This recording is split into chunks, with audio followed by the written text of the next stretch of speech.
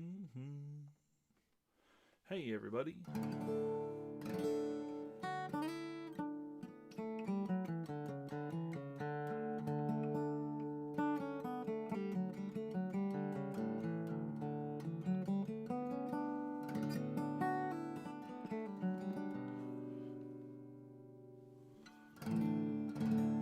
How are y'all? Thanks for tuning in. Coming to you from my basement in Englewood, Colorado. And I thought I'd just play some songs from my very first record and some of the original songs that I wrote for my bluegrass band Long Road Home, and kind of talk about that record and where those songs come from, and tell some stories about Long Road Home and all of that. Yeah, thanks. Here's the first song from my very first record. That record was cleverly titled Martin Gilmore. And this is a song that I wrote driving home from Nashville on the highway in Kansas. I stopped at a Walmart in Concordia, Kansas, and started this song and finished it on the drive home. Early in the morning, 1 in the morning. Been driving all day.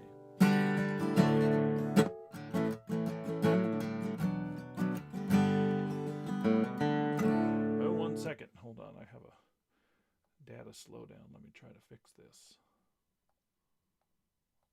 Let's see if that helps.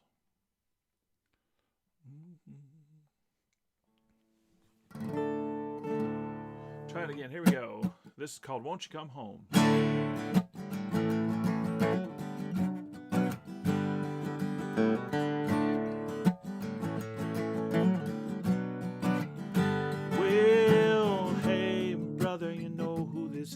Well, how are things going? How are the kids? We hope that you're all doing fine. We miss you all a lot around here, and I was calling to see if you could make it this year. Please don't say you can't find the time. You know the dad's been sad since mother died, and he's getting older, health is starting to slide. And he asked me if I'd talked to you recently. I told him I had, but you know I lied. That's why I called you tonight, to see if you could make it back here this year. So hey brother, what do you say? Are you gonna come home this year? Don't you know you ain't been home? You ain't been home since mother died. I don't know what else to say, but you know that dad is in a bad way, and you know that he'd love to see you again before he crosses to the other side.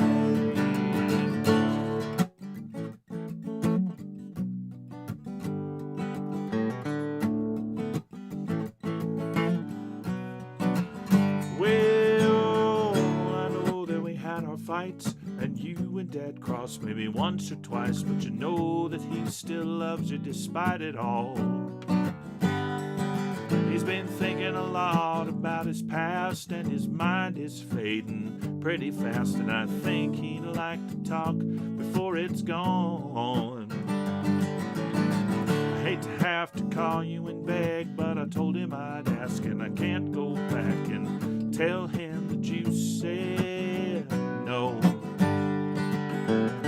You want me to apologize? I will.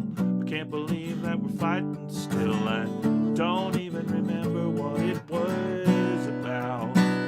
So won't you come home?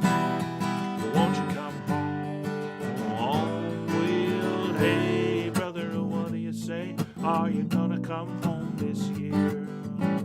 Don't you know you ain't been home? You ain't been home since mother died. I don't know what else to say, but you know that dad is in a bad way, and you know that he'd love to see you again before he crosses to the other side.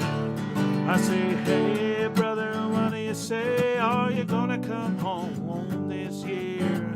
Don't you know you ain't been home? You ain't been home since mother died. I don't know what else to say, but you know that dad is in a bad way, and you know that he'd love to see you again before he crosses to the other side. Yes, I know that he'd love to see you again before he crosses to the other side.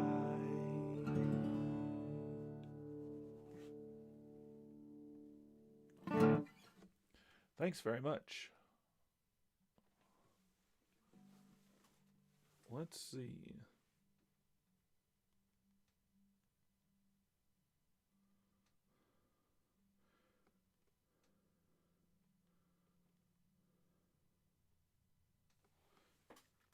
Try to solve a technical issue and see if I can get the video to come back. Oh, maybe it's there. It's always a tech adventure these days. Let's see.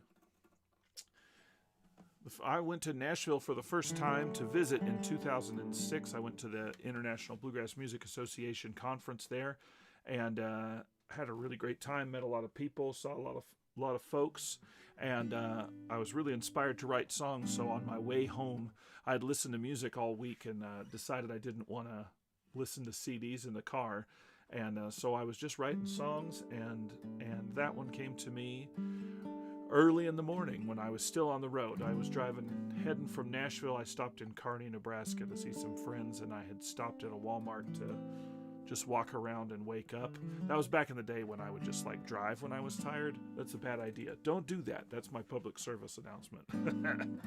And I wrote that song and put it all together.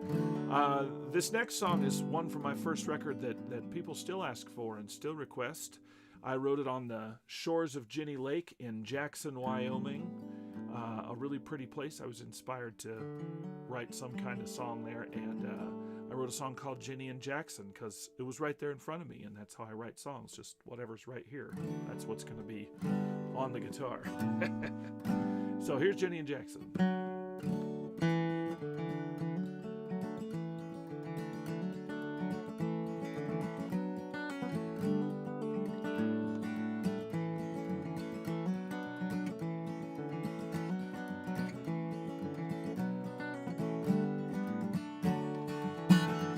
Well, Jenny and Jackson, they fell in love one night in a cabin by the glow of a stove, somewhere in the mountains in the weeks before the spring, before the mountain tulips bloomed and the birds began to sing.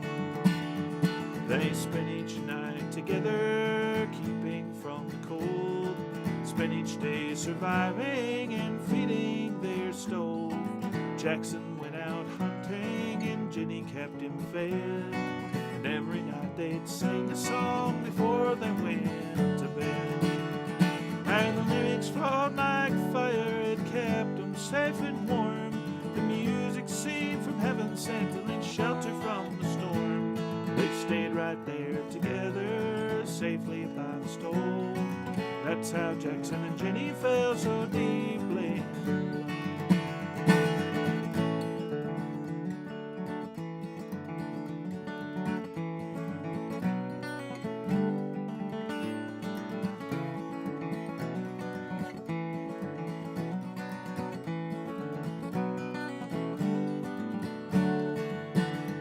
Well, the winter had come early, no one was prepared. The river was frozen solid and the north wind froze the air. She'd come down from the highlands, blinded by the snow. She didn't know how she'd found the way to Jackson's door. She'd run out of food and water, her roof began to fall. She couldn't keep her fire lit and went to face the storm. She felt a hand to guide her and followed where it led to Jackson's tiny cabin there in the mountain woods. And the lyrics flowed like fire, it kept them safe and warm. The music seemed from heaven sent to lend shelter from the storm. They stayed right there together, safely by the stove. That's how Jackson and Jenny fell so deeply in love.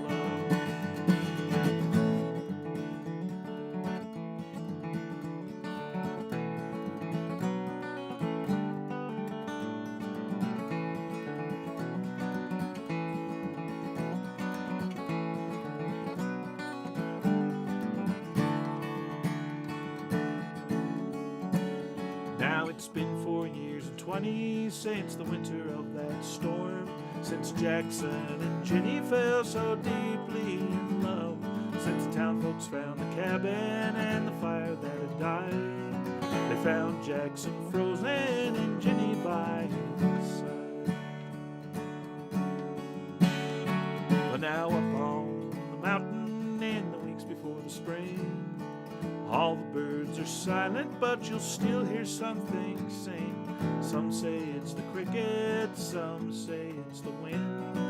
I say it's two lovers, both safe in a cabin. And the lyrics flowed like fire, it kept them safe and warm. The music seemed from heaven sent to lend shelter from the storm. They stayed right there together, safely by the stove. That's how Jackson and Jenny fell so deeply in love. That's how Jackson and Jenny fell so deeply in love.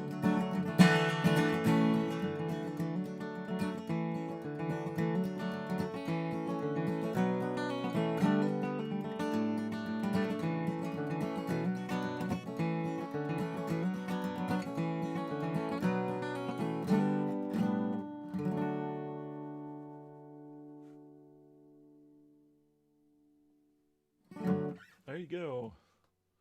Jenny and Jackson. Let's see.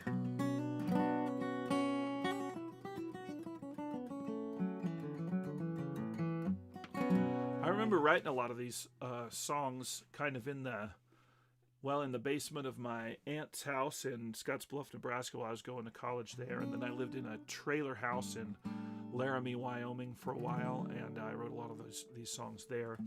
I could still kind of put myself into those positions sometimes, in those places, sitting on that futon couch and writing on that coffee table. And songs will take you back. This song I actually wrote when I first moved to Arvada to work at the Old Town Pick and Parlor. This song, I had read a book about the Dust Bowl called The Worst Hard Time by a writer named Timothy Egan, and it inspired me to write this song. I was 22 or 23 years old or something.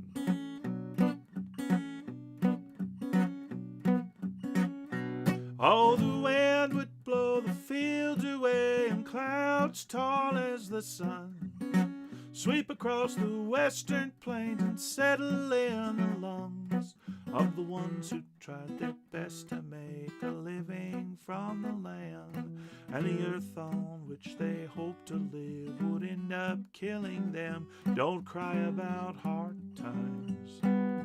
You ain't seen no hard times before. So they build a little house of wood and a floor that's made of dust. And the little that they work to save, they put in a bank and trust. And through the droughts, through the storms, those blizzards black as night, they'd assure themselves they would survive come the end of 35. Don't cry about hard times. You ain't seen no hard times before.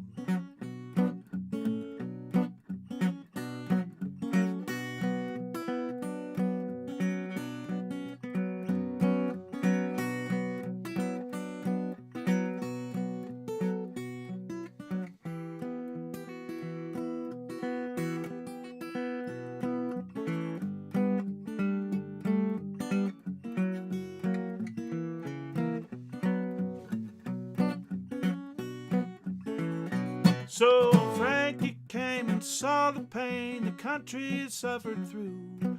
The farmers down in Tennessee got electricity and food. There was the TVA, the CCC, and security for the old.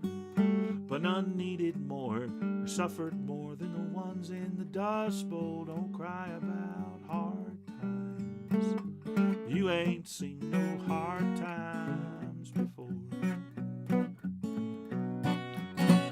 And so he said, and so he sang, and so he told us all. This land is ours, and when it's gone, the rest of us will fall.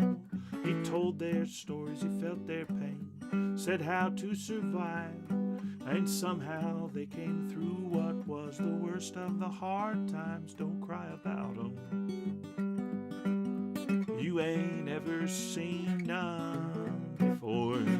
Don't cry about hard times. You ain't seen no hard times before.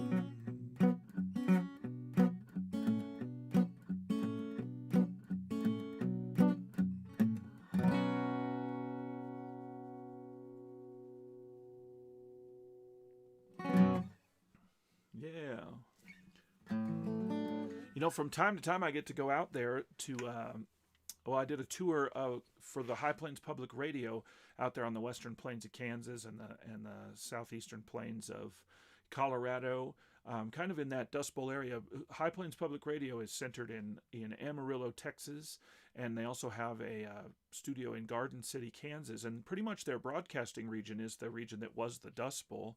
And on occasion, they'll help artists kind of go and play some of those smaller communities around on the western plains of Kansas. And I was one of those artists once. And I played a show in Lamar, Colorado, and I was talking to one of the guys there and had mentioned that my grandma lived in Lamar when her dad was driving a bulldozer for the Department of Reclamation. And he said, he remodeled houses, and he said that they still find like inches of dust in the walls of some of those old houses when they tear the walls down from that Dust Bowl dust.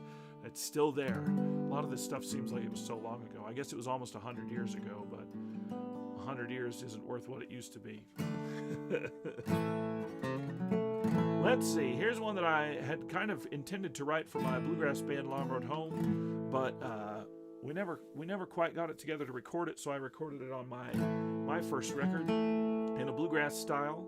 And I had a lot of fun recording that first record. It was my first time in a real recording studio, and I hired Travis Book, who plays bass for the infamous String Dusters, to be the producer, and Pete Warnick played banjo on the record.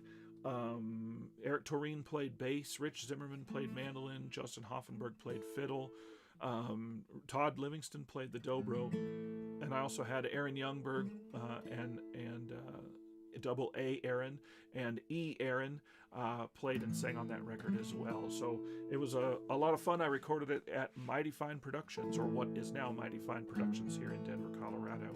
And I'll play one of the bluegrassy ones, even though I don't have a bluegrass band. We'll just have to imagine all the other parts. This is called Hard Times and Lonesome Memories.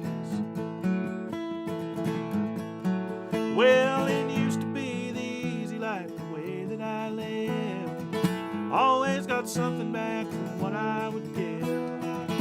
Then you left me as blue as could be. Baby, you left me.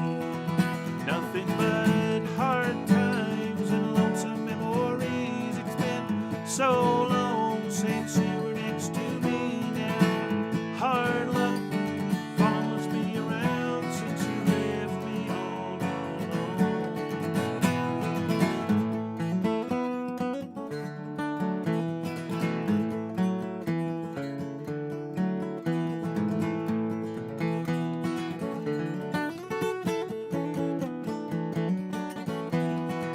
Well, I used to have a home, not just these old empty rooms. I sang happy songs, not lonesome old tunes. I used to have someone I could tell anything. Then she left me. Nothing but hard times and lonesome memories. It's been so long since you were next to me now. Hard luck follows me around since you left me all alone.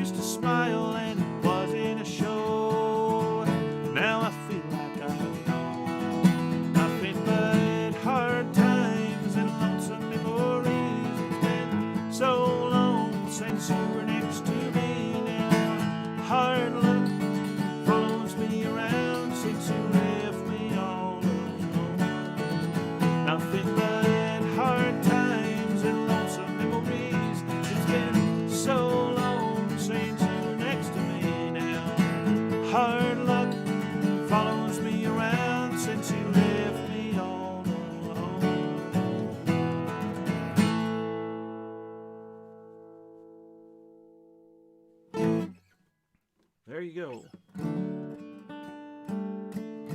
I don't really have much to say about that song other than I wrote it to have something that sounded bluegrassy.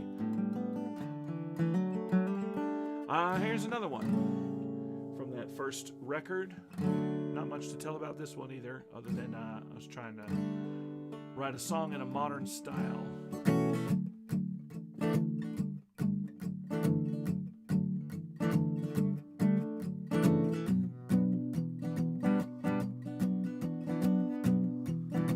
Well, Caroline, we never saw California. We never walked hand in hand on some moonlit beach. We never fell in love, never had a romance in Paris. Soon you were gone, we were out of reach.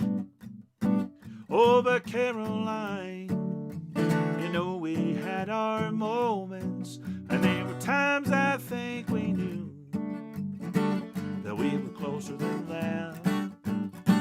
Whoa, and me, I wish I was in Oklahoma on the road back to you, back when there was a chance. Caroline, I miss you so. I miss you more than you could ever hope to know. You are my girl, the sweetest in the world, Caroline.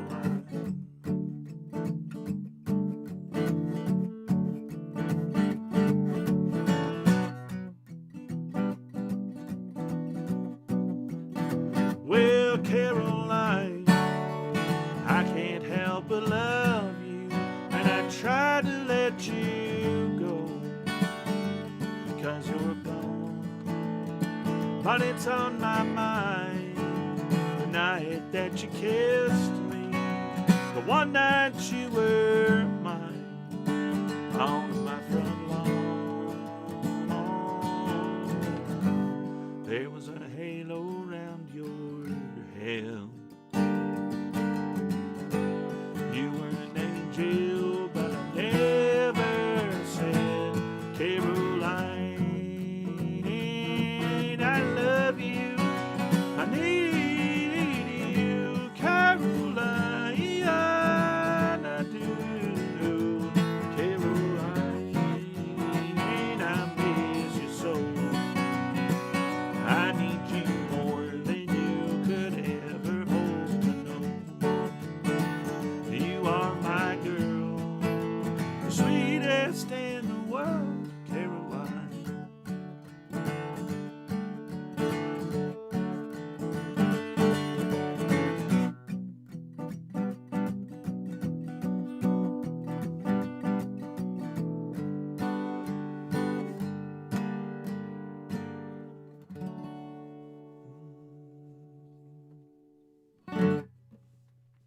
Thank you.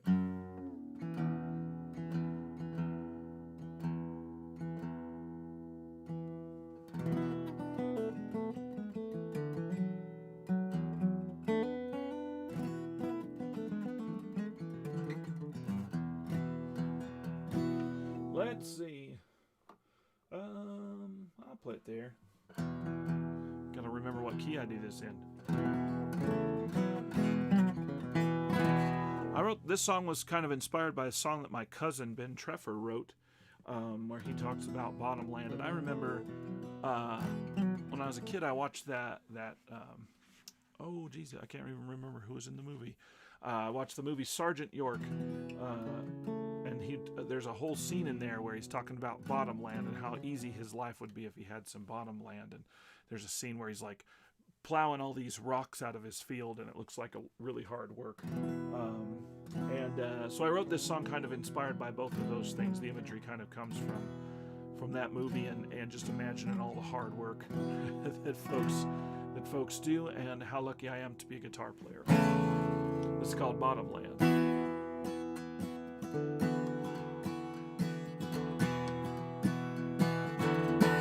Well, it hasn't rained in the bottomland. You can hear the farmers cry. If we don't get a storm soon, the crops turn brown and die. I can't feel sorry for them, though their crops are going dry, 'cause they own a farm in the bottomland, and I'm on the hillside. Clearing rocks out one by one to make some soil to grow, a few things to feed ourselves and sell in the town below. Why'd it take so long to get them there on the trip they will die? Before we can even get to town, enough that anyone would buy. And I heard them talk about me as I plow my rocky soil into a road. I've seen them sit and watch me as they rest on their porches below. If I could get some bottomland, make life easier for me, the higher on the mountain, the harder life seems to be.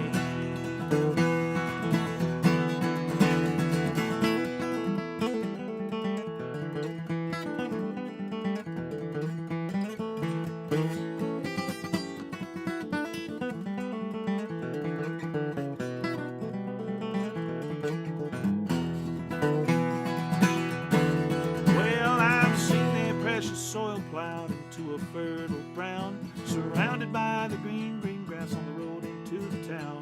Their fancy houses whitewashed, their barns bloody red, while the dirt around my shack is as gray as the dead. If I could get some bottomland, an acre for my plow, I could work half as hard, get twice as much as now.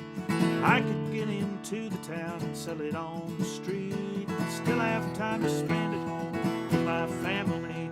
And I've heard them talk about me as I come down into the town. His crops are dry and old and bad, why does he even bother to come down? If I could get some bottomland, make life easier for me, the higher on the mountain, the harder life seems to be. Yes, the higher on the mountain, the harder life seems to be. Well, the higher on the mountain, the harder life seems to be.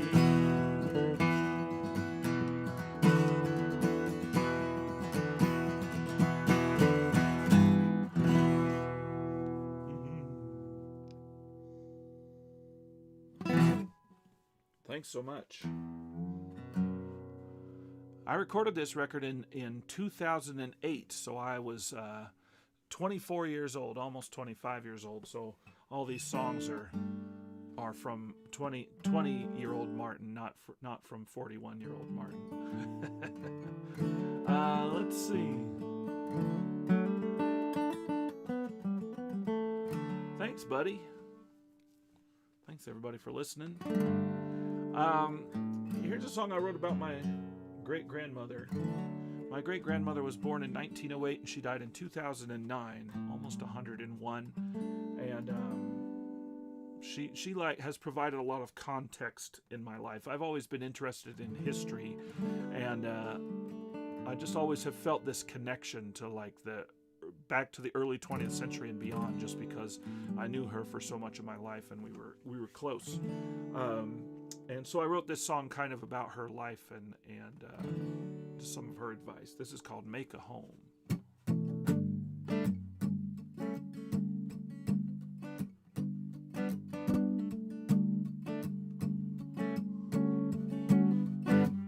Well, 7, that's how old she was, following a wagon through the sand.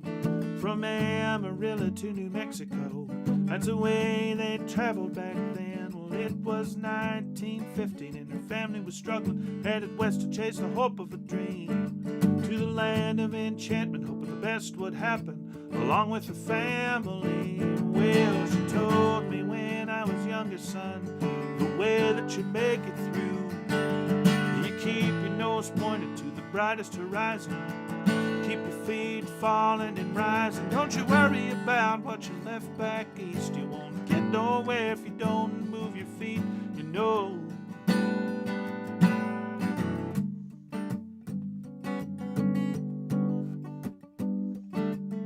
That's how you make it home.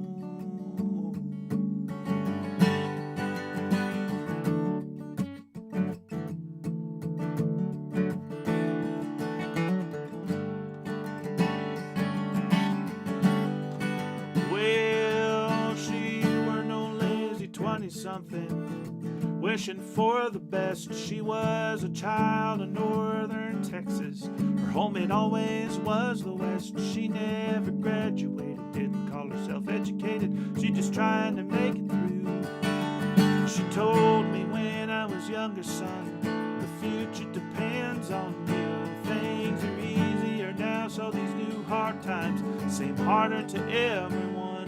But people are too selective, they have no perspective. Harder things have been done. There's been too much giving, too much careless living, too much is wrapped up in the things we own. You gotta let it go.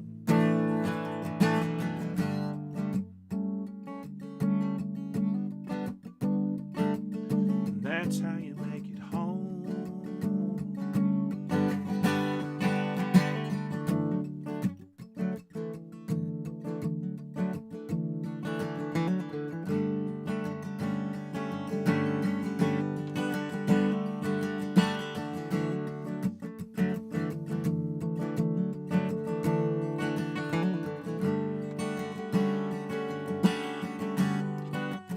Well, she married young by the standards today, raised twin girls in the hardest times. Her husband built roads and the Horsetooth Dam and trapped coyotes to make a life. The 12 years her daughters were in school was never the same one more than 8 months. And they lived in trailers and stone wall houses. Sometimes their floors were dust. Well, she told me, son, don't you ever regret. Take any break that you ever can get. Happiness isn't dollars and cents. Hard times it came, but hard times it went. You can't build a life out of money and stone. You build it from love.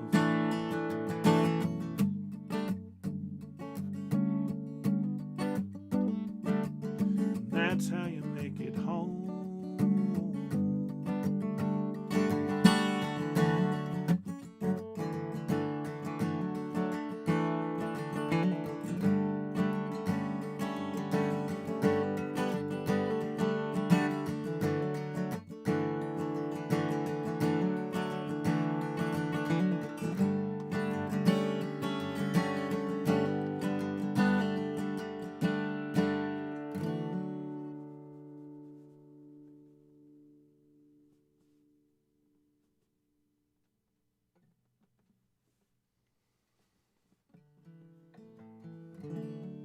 Thanks, y'all.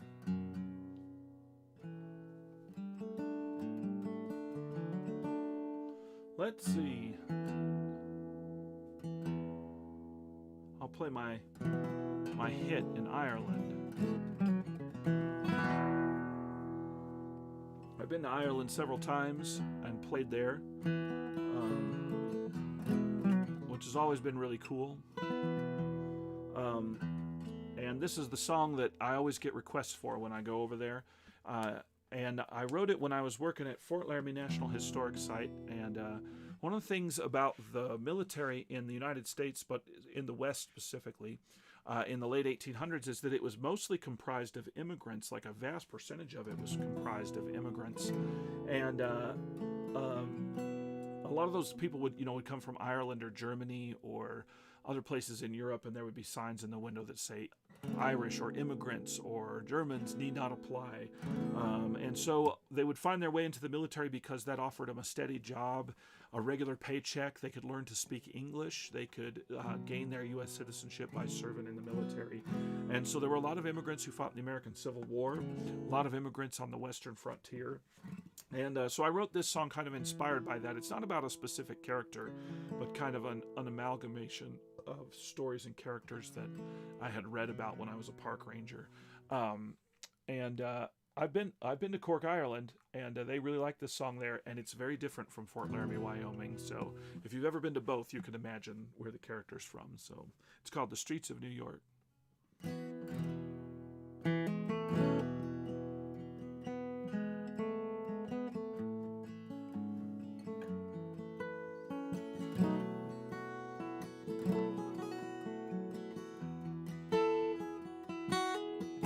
I sailed west across the ocean. My destination was New York. I enlisted in the army in time to fight the Civil War. I didn't have a reason, no particular side or cause, except I was starving to death on the streets of New York, and that's the only job there was. Fought on the fields at Antietam and the hills at Gettysburg, amongst the ranks of the men at Shiloh, and I watched Atlanta burn. When it all was over and the country took its rest, I stayed in the Army, and the Army sent me west. But I didn't leave my homeland to die upon the plain. I didn't join the Army to be sleeping in the rain. I know I don't belong here at this distant western fort, but I suppose it's better than starving to death on the streets of New York.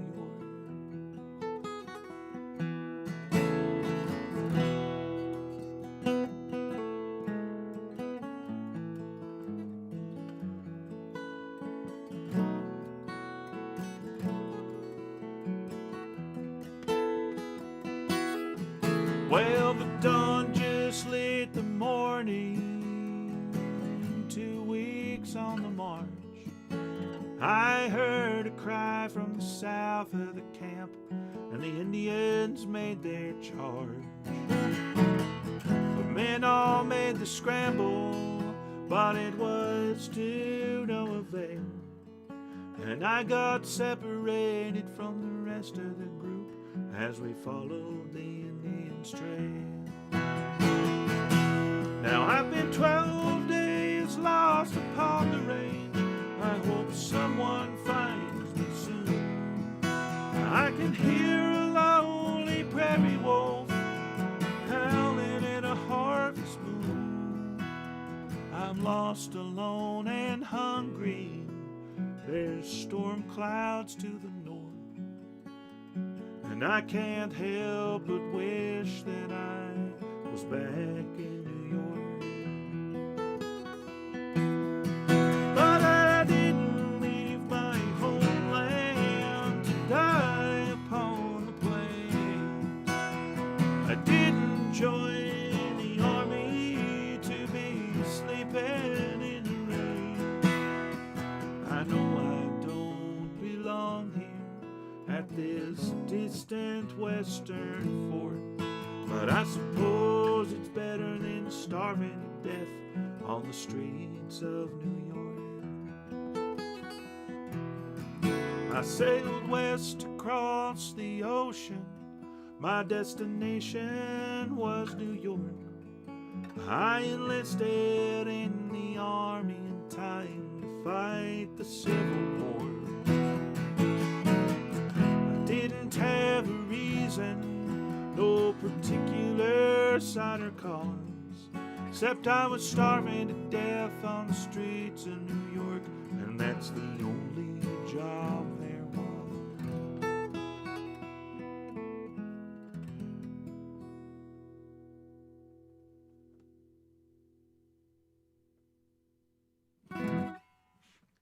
Thanks.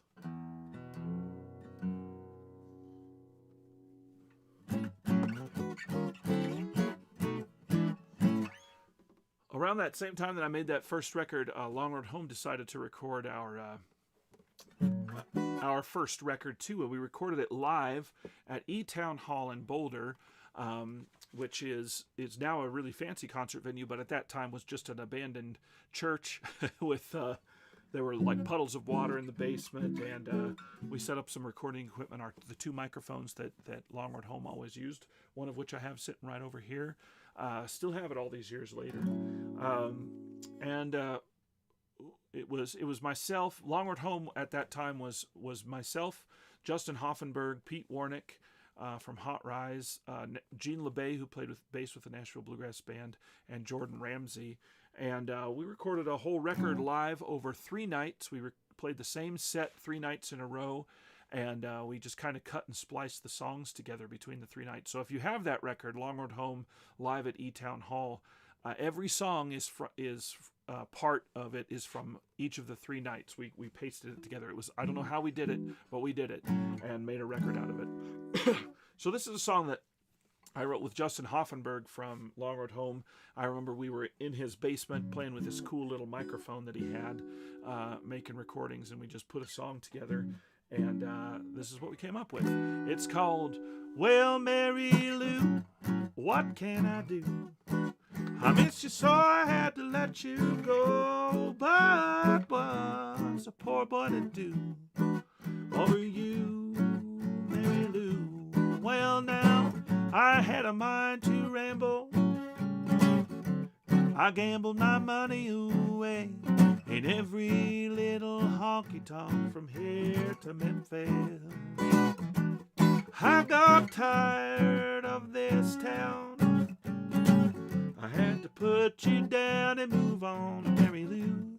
I never meant to hurt you like this. Oh, Mary Lou, what can I do?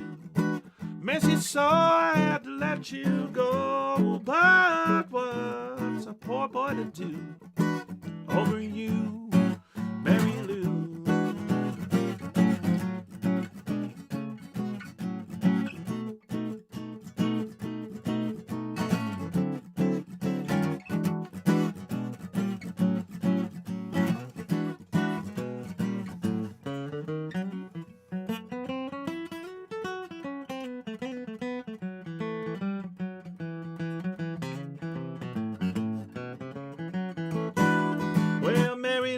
What can I do?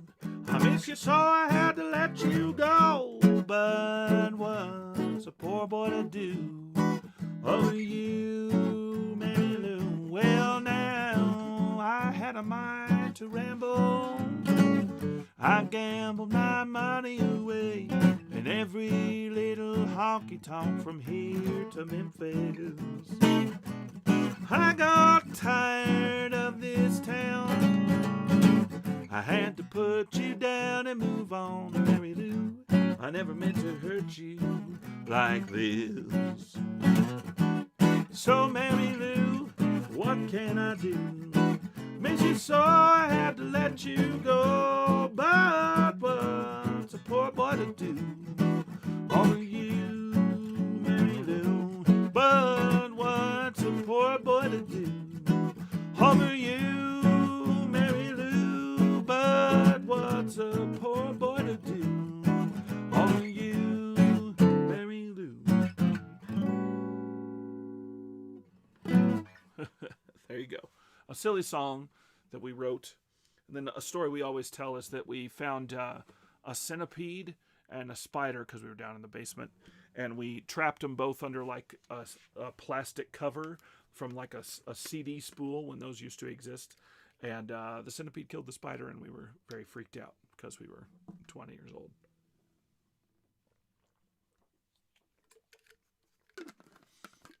Let's see. Gotta drink some water. I'm here in the dry and dusty West.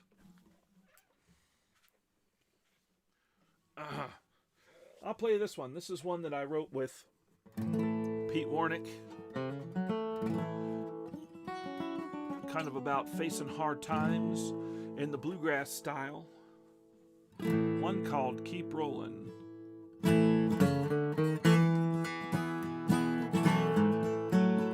Well, my daddy told me when I was younger, when you grow up, things are gonna get harder. Well, now times get tough, you don't know what to do. You could stand there feeling blue, or hit the gas and roll on through. Keep rolling, rolling down a long, long road to somewhere. I don't know when, but then I'm gonna get there. Times get good, times get bad. These times are the worst I've had. Ain't no use in looking back, keep rolling.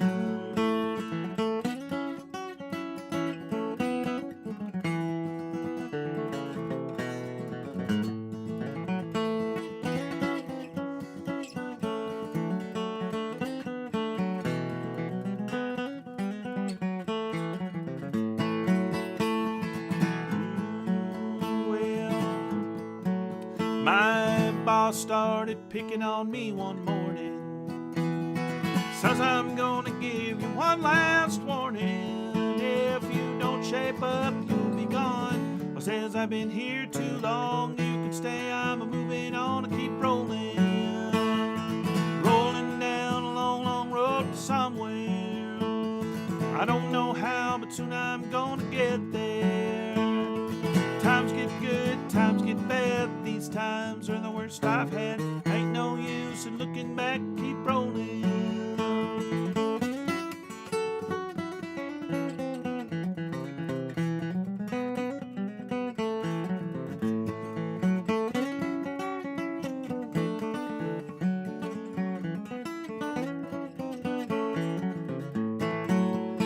Since then I've been making up these old songs.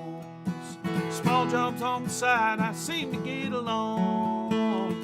Life don't always treat me right, so when I'm up here in these lights, I'll make it through another night and keep rolling.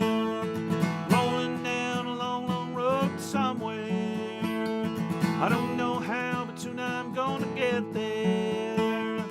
Times get good, times get bad. These times are the worst I've had. Ain't no use in looking back, keep rolling. Yeah, times get good, times get bad. These times are the worst I've had. Ain't no use in looking back, keep rolling. There you go. Let's see. I'll play this one. I wrote this song for Long Road Home when we did the Rocky Grass Band competition. And one of the rules was you have to play an instrumental, you have to play a fast song, and you have to play a slow song. And we had a slow song that I wasn't really stoked about, and I was like, I'll write one. And so I was working at Fort Laramie National Historic Site that week, and I was standing in the bakery building at Fort Laramie, and I had been reading a Faulkner book. Oh no, sorry, I was reading a book about the fur trade. That's right. Called like the Fur Trade on the Upper Missouri or some National Park Service book that I had to read that I like. I like it. It's a good book, but one of the chapters in it is the green cotton commenced to dry, and so I was inspired. I said, commenced is too hard of a word to sing. The green cotton starts to dry, and I wrote this song because I had taken a Faulkner class the year before that in college, and I was really inspired by the Faulkner-esque I don't know, ethos. So I wrote this song called Green Cotton.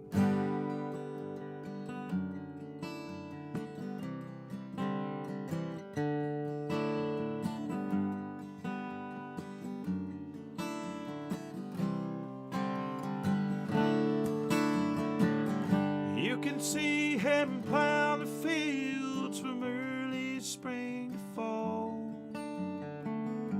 40 years he's been here, he's never stopped at all.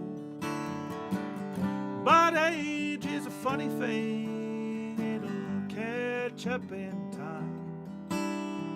He can't plow quite so long down that never-ending line. Behind the plow he thinks about the early days of his life, the youthful trance of a sweet romance in the starry southern night. Stopping for a second, he heaves a heavy sigh, and the green cotton, and the green cotton, and the green cotton starts to dry.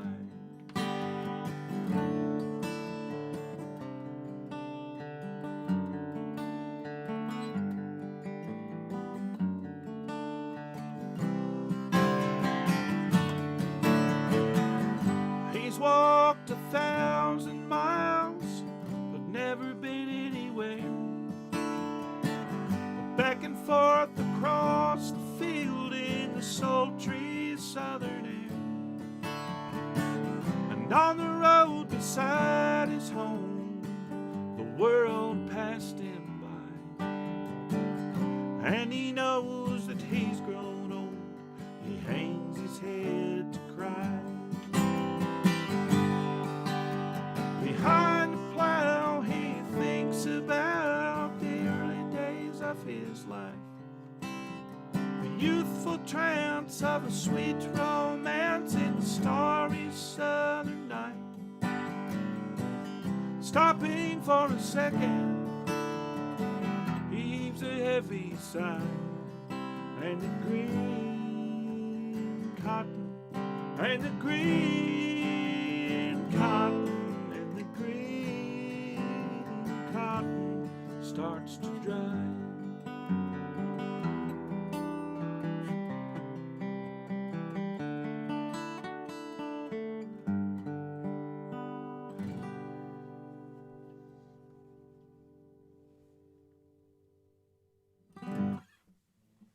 Thanks. Well, I'll do you one more song here, and I'll give your night back to you. Thanks so much for listening and hanging out. I try to do these on times when I'm not playing so many shows. The one I want to announce for everybody who's maybe here in Denver listening is that I'll be at Swallow Hill Music on December 5th with my good friend John Depew, who's an amazing songwriter and musician, and his trio is amazing. So it's going to be my trio and his trio hanging out, playing music at Swallow Hill. So come on over. This is one that Justin Hoffenberg and I wrote sitting in his front yard on a bright, Boulder, sunny day there beneath the Flatiron Mountains. And we wrote a prison song. This one's called I'm Shackled to a Ball and Chain. It's in 7. Each verse has 7 lines, and there aren't 7 verses. That would have been pretty clever, but we thought we were so clever. And maybe we were, maybe we weren't. Here we go. Thanks for listening.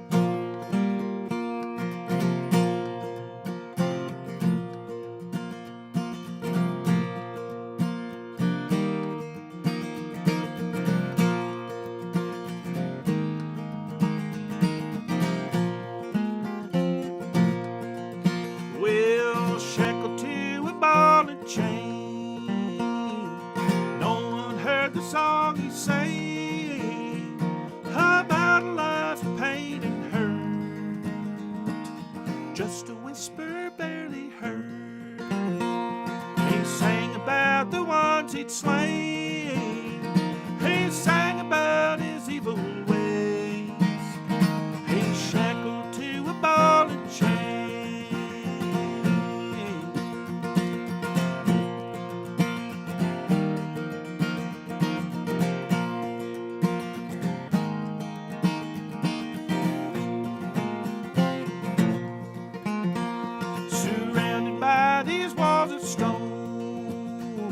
He suffered guilt there all alone.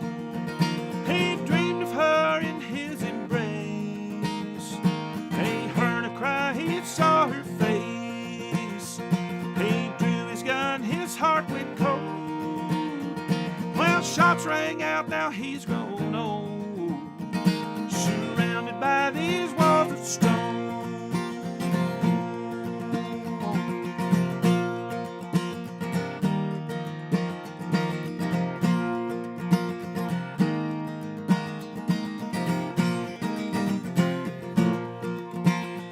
So listen, boys, to what I say. From evil deeds there's no escape. They'll haunt you like the ghosts of hell.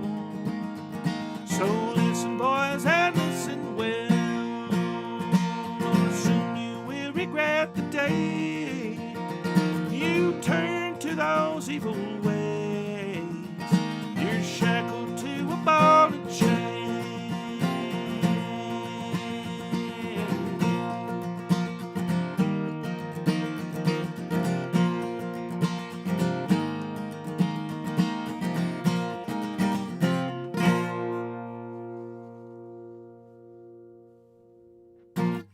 Thanks so much, everybody. See you down the line. If you want to buy my record, head on over to martingilmore.bandcamp.com and buy my first record, Martin Gilmore.